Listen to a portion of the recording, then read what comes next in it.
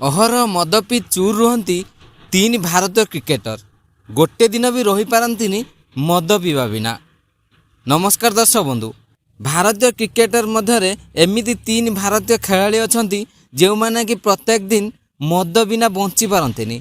ତେବେ ଆସନ୍ତୁ ଜାଣିବା ସେହି ତିନି ଜଣ ଭାରତୀୟ କ୍ରିକେଟ ଖେଳାଳି କେଉଁମାନେ। ତେବେ ଏହା ପୂର୍ବରୁ ଆପଣମାନେ ଯଦି ଭାରତୀୟ ଦଳକୁ ଭଲ ପାଉଥିବେ ତାହେଲେ ଦୟାକରି ଭିଡ଼ିଓକୁ ଲାଇକ୍ କରିଦିଅନ୍ତୁ ଏବଂ ଚ୍ୟାନେଲକୁ ସବସ୍କ୍ରାଇବ୍ କରିଦିଅନ୍ତୁ। ଦର୍ଶକ ବନ୍ଧୁ, ଟିମ୍ ଇଣ୍ଡିଆ ଖେଳାଳିମାନେ ତାଙ୍କର ଲକ୍ଜୁରିୟସ୍ ଲାଇଫଷ୍ଟାଇଲ୍ ଏବଂ ଅନୁଶାସନ ପାଇଁ ବେଶ୍ ଜଣାଶୁଣା। ଖାସ୍ ସେଥିପାଇଁ ବିଶ୍ୱରେ ଭାରତୀୟ କ୍ରିକେଟରଙ୍କ ସ୍ୱତନ୍ତ୍ର ପରିଚୟ ରହିଛି। ଯୁବ ଖେଳାଳି ବିରାଟ କୋହଲିଙ୍କୁ କେବଳ ଭାରତରେ ନୁହେଁ ସମଗ୍ର ବିଶ୍ୱରେ ସେମାନଙ୍କର ପ୍ରେରଣା ବୋଲି ବିବେଚନା କରନ୍ତି। ତାଙ୍କ ପରି ଖେଳିବାକୁ ଏବଂ ଫିଟ୍ ରହିବାକୁ ସ୍ୱପ୍ନ ଦେଖନ୍ତି। କିନ୍ତୁ ବେଳେବେଳେ ଖେଳାଳିମାନେ ଏପରି କାର୍ଯ୍ୟ କରନ୍ତି ଯାହା ସିଧାସଳଖ ଯୁବପିଢ଼ିଙ୍କ ଉପରେ ପ୍ରଭାବ ପକାଇଥାଏ। ଆମେ ଆପଣଙ୍କୁ ଟିମ୍ ଇଣ୍ଡିଆର ଏହିପରି ତିନି ଜଣ ଖେଳାଳିଙ୍କ ବିଷୟରେ କହିବୁ ଯେଉଁମାନେ କି ଗୋଟିଏ ଦିନ ବି ମଦ ନ ପିଇ ରହିପାରନ୍ତି ନାହିଁ। ପ୍ରତିଦିନ ସେମାନେ ମଦ ପିଇଥାନ୍ତି। ତେବେ ଜାଣନ୍ତୁ ସେହି ତିନି ଜଣ କ୍ରିକେଟରଙ୍କ ବାବଦରେ। ତେବେ ଏହି କ୍ରମରେ ପ୍ରଥମରେ ଅଛନ୍ତି ଯୁବରାଜ ସିଂ। 2007 ଏବଂ 2011 ମସିହାରେ ଟିମ୍ ଇଣ୍ଡିଆକୁ ବିଶ୍ୱ ଚାମ୍ପିୟନ କରାଇଥିବାରେ ପ୍ରମୁଖ ଭୂମିକା ତୁଲାଇଥିଲେ ଯୁବରାଜ ସିଂ। ତେବେ ଅନେକ ଗଣମାଧ୍ୟମ ରିପୋର୍ଟରେ କୁହାଯାଇଛି ଯେ ସିକ୍ସର କିଙ୍ଗ ମଦ୍ୟପାନରେ ଖୁବ୍ ଅଭ୍ୟସ୍ତ।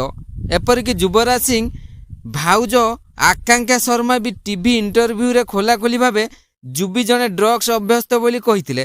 ଏପରିକି ଯୁବରାଜ ପ୍ରତିଦିନ ମଦ୍ୟପାନ କରନ୍ତି ବୋଲି ଗଣମାଧ୍ୟମରେ ରିପୋର୍ଟ ପ୍ରକାଶ ପାଇଥାଏ। ତେବେ ଏହି ତାଲିକାରେ ଦ୍ୱିତୀୟରେ ଅଛନ୍ତି ରବି ଶାସ୍ତ୍ରୀ।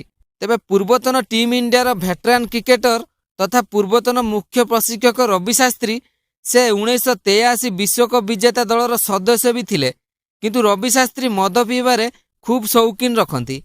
ନାମୀ ଦାମୀ ବ୍ରାଣ୍ଡର ମଦ ପିଇବାକୁ ତାଙ୍କୁ ଭଲ ଲାଗେ, ଯେଉଁଥିପାଇଁ ତାଙ୍କ ନାଁରେ ସୋସିଆଲ ମିଡ଼ିଆରେ ଅନେକ ମିମ୍ସ ବି ଦେଖିବାକୁ ମିଳେ।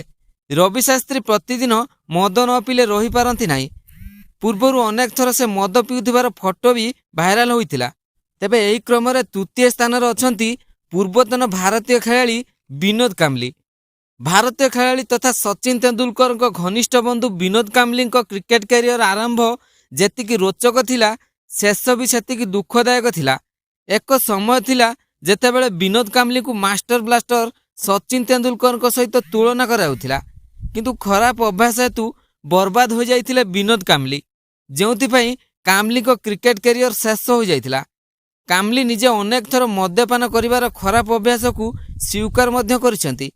ମଦ୍ୟପାନ କରି ପତ୍ନୀକୁ ଆକ୍ରମଣ କରିବା ଭଳି ସଙ୍ଗୀନ ଅଭିଯୋଗ ବି ରହିଛି। ଏପରିକି ସେ ଅନେକ ଥର ମଦ ପିଇବାର ନଜର ବି ଆସିଛନ୍ତି। ତେବେ ଦର୍ଶକ ବନ୍ଧୁ, ଆପଣମାନଙ୍କ ମତାମତ କ'ଣ ଦୟାକରି କମେଣ୍ଟ କରି ଜଣାନ୍ତୁ।